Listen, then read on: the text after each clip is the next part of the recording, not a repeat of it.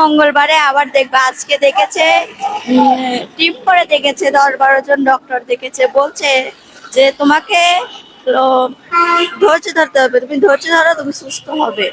বেশি হবে না, অল্প হবে, তাও তুমি ধৈর্য ধরো, তুমি সুস্থ হবে। এখন তুমি কোথায় উঠেছো? এখন আমি রিক্সাতে উঠেছি। ঢাকা শহরে রিক্সায় চড়ে ঘুরে বেড়ানোর মজাটাই আলাদা। তুমি কি কোনোদিন বুঝতে যে কেমন লাগতো?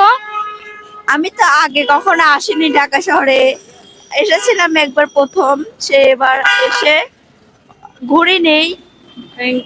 হসপিটালে এসেছে, হসপিটাল থেকে আবার বাসায় চলে গেছি, এবার এসে অনেক মজা হয়েছে। তো এখন আমরা রাজপথে প্রতিবন্ধী জান্নাতীকে নিয়ে রিক্সায় করে যাচ্ছি। এটা আমার আপনার কাছে স্বাভাবিক মনে হলে ওর কাছে কিন্তু স্বপ্নের মতো, তাই না? অনেক স্বপ্নের মতন, আমি তো কোনোদিন ভাবতেও পারিনি যে আমি ঢাকা শহরে আসবো, ঘুরবো। আমি কোনোদিন ভাবতেও পারিনি এই কথাটা। ঢাকা শহরে কত উঁচু উঁচু বিল্ডিং, আমি কি দেখতাম এই ঢাকা শহরে যদি না আসতাম। কত সুন্দর চারিপাশে, অনেক ভালো লাগছে আমার। আচ্ছা, তোমার অপারেশনের কথা বারবার জিজ্ঞেস করতেছে তোমার দেশ এবং বিদেশের ভাই বোন, তাদেরকে কি বলবা?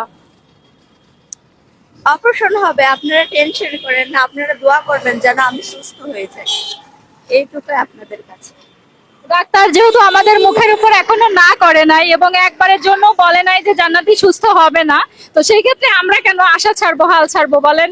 যদিও আমার অত্যন্ত কষ্ট হচ্ছে, কারণ একটা মেয়ে হয়ে এত দূরে আসা, এভাবে আসলে একটা প্রতিবন্ধী মেয়েকে ক্যারি করা, রাজপথে নিয়ে এভাবে চলা অনেক চাপ একটা ব্যাপার, কিন্তু তারপরও চেষ্টা করছি না। সিমরান আপু আমার জন্য অনেক কষ্ট করছে, কালকে অনেক জার্নি করে এসেছে, রাত্রে অনেক জার্নি। কেউ কি করবে আমার জন্য এতটুকু? আমার নিজের ভাই বোন তো আমার সাথে আসেনি, যে সিমরান আপু আমার জন্য এসেছে অনেক কষ্ট করে, অনেক জার্নি করে। এই যে ভিড় আপনারা দেখতেছেন, এই ভিড়ের মধ্যে আমাকে কত কষ্ট করে নিয়ে যাচ্ছে, নিজে বসেছে কষ্ট করে, আর আমাকে কত সুস্থ আলো পথে নিয়ে যাচ্ছে, আপনারাই দেখুন। সবকিছুর মূলে হচ্ছে তোমার সুস্থতা। তুমি সুস্থ হও, তুমি স্বাভাবিক জীবনে ফিরে আসো, এটাই হচ্ছে আমাদের সবচেয়ে বড় কথা। জান্নাতে দেখো ওই বিল্ডিংটা কত বড়। অনেক বড়, আমার টাকাতে মাথা ঘুরতেছে। ভয় পাচ্ছ নাকি? ভয়তো পাওয়ার কথা, কখনো ঢাকা শহরে আসেনি, এই প্রথম। গাড়ি ঘোড়া থেকে অনেক ভয় লাগে। দেখছো, আল্লাহ চাইলে সব সম্ভব।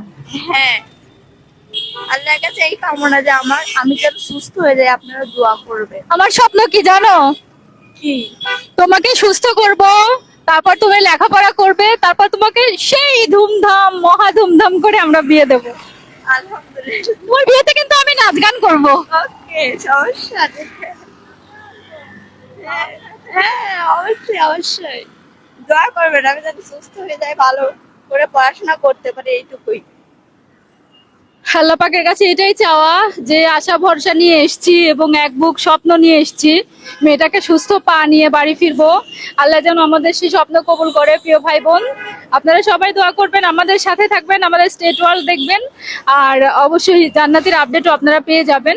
এই আর কি, সবাই ভালো থাকেন, খোদা হাফেজ। আল্লাহ হাফেজ। আল্লাহ হাফেজ।